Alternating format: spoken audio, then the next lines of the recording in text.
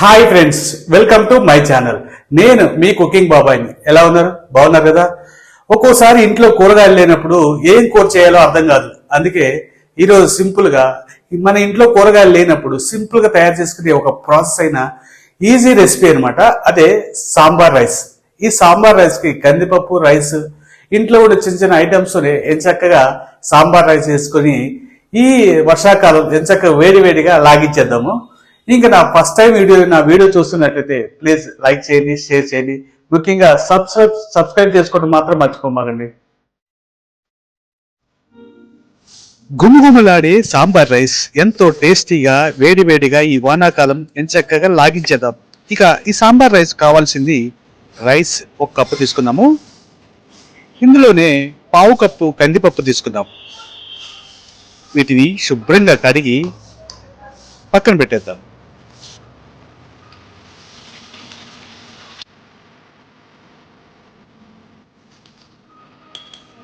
ఇక ఒక ప్యాన్లో 1/2 స్పూన్ మిరియాలు, 1/2 స్పూన్ జీలకర్ర వేసి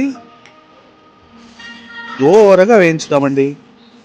ఇందులోనే 2 ఎండుమిర్చి వేసి వీటిని మాడిపోకుండా చక్కగా దోరగా వేయించి వీటిని ఒక చిన్న రోల్లో కచ్చాపచ్చాగా దంచి పక్కన పెట్టుకుందాం. ఇక వీటిలో కావాల్సింది 2 టమాటాలు అండి. 2 టమాటాలు తీసుకున్నాను. అలాగే కొత్తిమీర, వీటిని కట్ చేసి పక్కన పెట్టుకుందాం. అలాగే ఒక పచ్చిమిర్చి. తర్వాత ఈ కందిపప్పుని మనం కడిగిన కందిపప్పుని దీంట్లో వేసుకొని ఇందులోకి టమాటాలు కట్ చేసిన 2 టమాటాలు వేసి అందులోనే పచ్చిమిర్చి కూడా యాడ్ చేద్దాం. ఇక దీంట్లో కొంచెం పసుపు వేసి వాటర్ పోసేద్దాము. ఈ కందిపప్పు రైస్ మెత్తగా ఉడకాలి. ఇక బాండీలో జీడిపప్పు ఒక ద్వారగా వేయించుకొని పక్కన పెట్టేద్దాము. ఇప్పుడు ఒక బాండి పెట్టుకొని అందులో కొంచెం నెయ్యి వేసుకొని వేడయ్యాక కొంచెం ఆవాలు, ఇవి కొంచెం చిటపట అయిన తర్వాత అందులోకి కరివేపాకు వేసుకొని ఫ్రై చేద్దాము. వీటిని మాడిపోకుండా లైట్గా ఫ్రై చేయాలి. ఇక ఇందులోనే ఎండుమిర్చి వేసి ఇంకా మనకి స్మెల్గా ఉండటానికి వెల్లుల్లి, ఇంకా ఇంగువ, ఇంకా మంచి స్మెల్ రావాలంటే టేస్ట్లో అదిరిపోతుంది. ఈ ఇంగువ వేసి కొంచెం ఫ్రై చేసిన తర్వాత మనము ముందుగా ఉడకబెట్టుకున్న ఈ రైస్ కందిపప్పు మెత్తగా ఉడికిందో లేదో చూసుకొని దాన్ని కొంచెం గరిటెతో మెత్తగా చేసుకోవాలన్నమాట. ఇలా మెత్తగా చేసుకుంటేనే అది తినటానికి కానీ చూడటానికి బాగుంటుంది. ఇక ఈ తాలింపులో ఈ పప్పు రైస్ కలిపి మొత్తం దీంట్లో వేసేయాలి. కొంచెం వాటర్ కూడా యాడ్ చేయాలి దీంట్లో. ఆ తర్వాత రసం పొడి 1 స్పూన్ తీసుకొని అందులో వాటర్ వేసి ఉండలు లేకుండా కొంచెం జావగా తయారు చేసి స్పూన్తో ఇలా లిక్విడ్ లాగా చేసుకొని పక్కన పెట్టుకుందాము. ఇక దీంట్లోకి వాటర్ వేసి కొంచెం పల్చగా చేద్దామన్నమాట.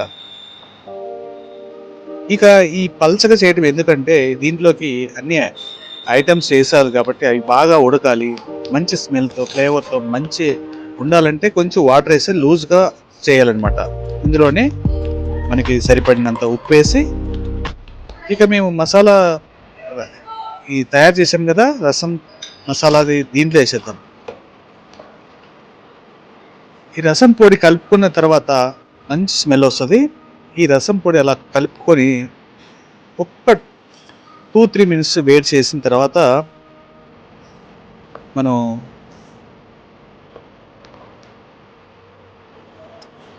మూత పెట్టేసి ఉడకనిద్దాము.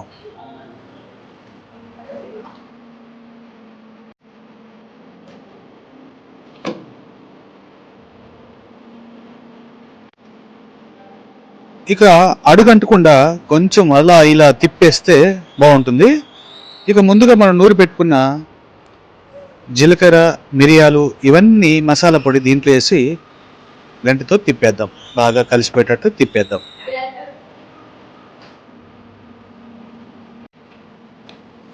ఇక ఇందులోనే మనకి చింతపండు రసం, ఇది వేస్తేనే టేస్ట్ బాగుంటుందండి. చింతపండు రసం లేనప్పుడు నిమ్మకాయ కూడా పిండుకోవచ్చు. ఈ చింతపండు రసం పిండిన తర్వాత అలా కలిపి ఒక్క 5 మినిట్స్ వేడి చేద్దాము.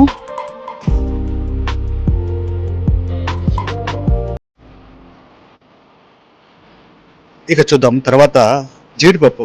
మీది ఇది ఆప్షనల్ అండి, మీ ఇష్టం. జీడిపప్పు వేసుకుంటే వేసుకోవచ్చు, లేకపోతే లేదు. ఇక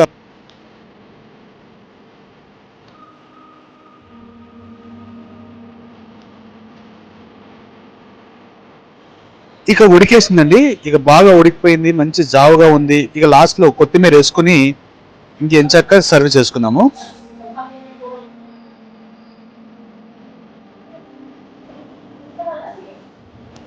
ఇంతేనండి, ఎంతో సింపుల్ గా సాంబార్ రైస్, గుమ్ముగుమ్ములాడే సాంబార్ రైస్ రెడీ అయిపోయింది.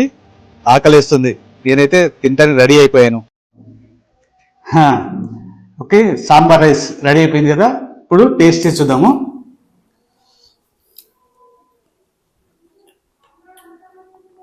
వావ్, నిజంగా సూపర్ ఉందండి. ఆ మిరియాల ఘాటు, ఆ మన రసం పొడి వేసాం కదా, అది ఎంచక్కగా మనం నవ్వులు తింటుంటే ఆ గొంతులోకి దిగుదినప్పుడు భలే టేస్ట్ అనిపిస్తుంది.